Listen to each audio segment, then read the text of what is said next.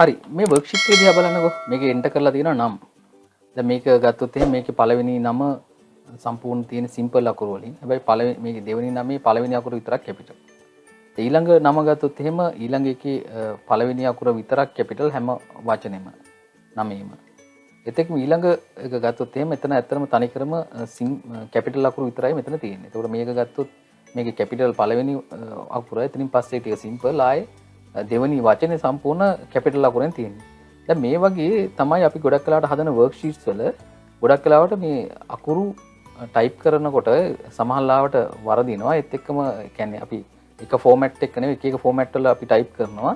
සමහරවිට ඔය වගේ ගොඩක් ටයිප් කරන අතරේ ගොඩක් වෙලාවට අපි දෙතුන් දෙනෙක් එක්ක එකතු වෙලා වැඩ කරොත් එහෙම එක්කෙනෙක් කැපිටල් ටයිප් කරයි අනිත් එක්කෙනා සිම්පල් ටයිප් කරයි අනිත් එක්කෙනා පළවෙනි අකුර විතරක් කැපිටල් ටයිප් කරයි දෙවෙනි ඉතුරු පස්සේ අකුරු සිම්පල් ටයිප් කරයි. ඔය වගේ මිශ්‍රණයක් තමයි අපිට අන්තිමේදී උත්තර හැටියට තියෙන්නේ. එතකොට අපි ගොඩක් වෙලාවට ඔය නම්මක් ඇඩ්‍රස් එකක් වගේ දේවල් ටයිප් කරද්දී ගොඩක් වෙලාවට එහෙම ටයිප් කරද්දී එක්ක පළවෙනි අකුර විතරක් කැපිටල් ටයිප් කරගලයි. සමහර වෙලාවට ආයි මගදී එක්ක කැපිටල් ටයිප් වෙයි. ඔය වගේ ප්‍රශ්න තියෙනවා. ඉතින් මේ වගේ ඒවා නිවැරදි කරගන්නේ කොහොමද? එතකොට අපි ගොඩක් වෙලාවට මේ වගේ එකක් නිවැරදි කරගන්නවා නම් අපිට ලේසිම වැඩේ තමයි අපිට පාවිච්චි කරන්න පුළුවන් ෆන්ක්ෂන්ස් තුනක්.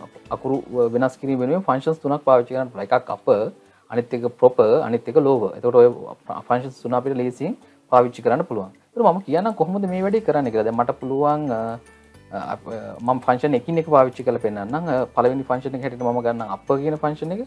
මේ අපර් කියන ෆන්ක්ෂන් එක පාවිච්චි කරලා අපිට පුළුවන් සම්පූර්ණ වචනයක් හරි වාක්‍යයක් කැපිටල් කිරීමේ හැකියාව තියෙනවා. එතකොට මම ටයිප් කරන අපර් කියන ෆන්ක්ෂන් එක එතකොට පටන් ගන්න සමාන කිම ලකුණින් ඔයකට දන්නවා ෆන්ක්ෂන් එකක් පටන් ගන්න සමාන කිම ලකුණකින්. එතකොට අපර් තමයි ෆන්ක්ෂන් එකේ නම.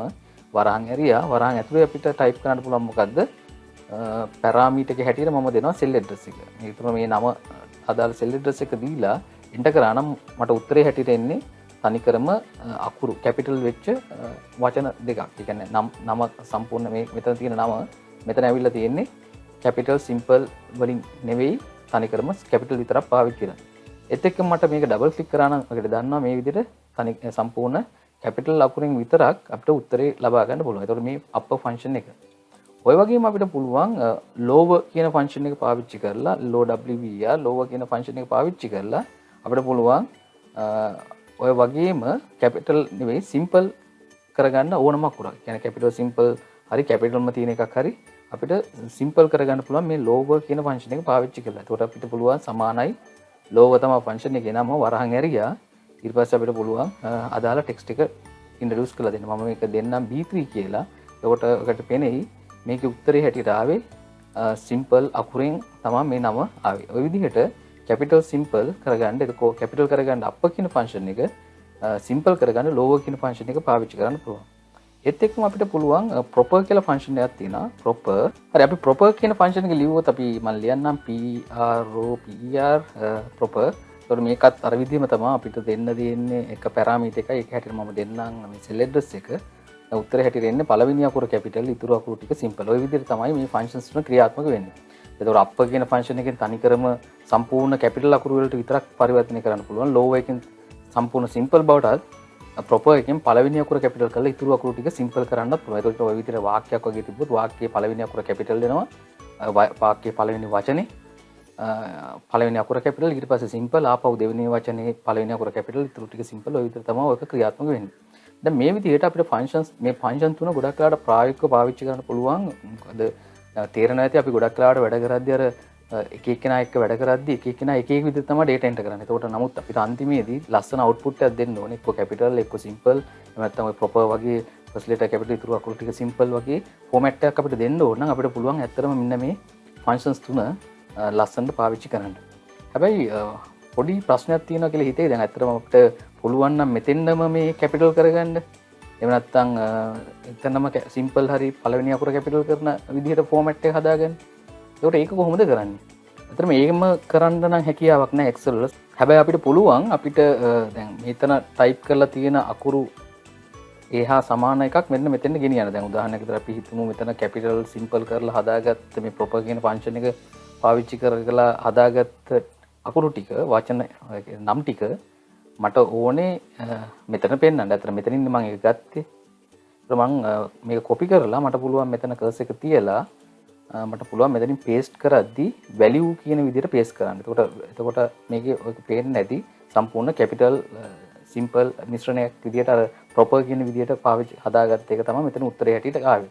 දැන් මෙතෙන් ක්ලික් කරාට පස්සේ ආපහු ෆන්ක්ෂන් එකේ මේ ෆන්ක්ෂන් එක පෙන්වන්නේ නැහැ. මෙතන පෙන්වන්නේ අකුරු. හැබැයි මෙතන ගියා නම් ඔයකට පේන්නේ මේ හැම එකේම මෙතන මේ පේනවා මොනවද?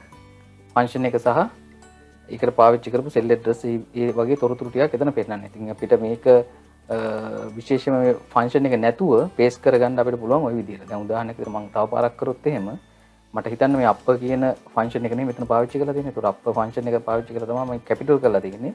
මට පුළුවන් මේ ටික කොපි කරලා Ctrl C ගහලා කොපි කරා පේස්ට් කරනවා කරද්දී රයිට් ක්ලික් කරලා මෙතනින් ගන්න පුළුවන් මොකද්ද?